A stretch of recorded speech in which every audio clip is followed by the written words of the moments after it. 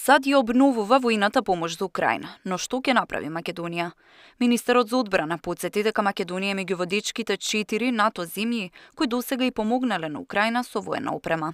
Сепак, геополитичките околности се промениле, вели Мисајловски, а Македонија е на страната на мирот. Она што оваа влада го направи изминатиот период се додали уште еден пакет, но сега во овој период се смени наративот, знаете, во и геополитиката во светот, и она што вчера можеше да се слушне навистина е за поздравување, дека на масата е предлог за мир, се разговара за мир и ние сме промир држава.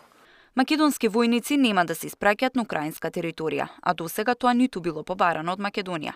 Но можноста за помош не се исклучува откако ќе има конкретни предлози по завршувањето на војната. Дали македонски војници ќе има на украинско тло, нема да има.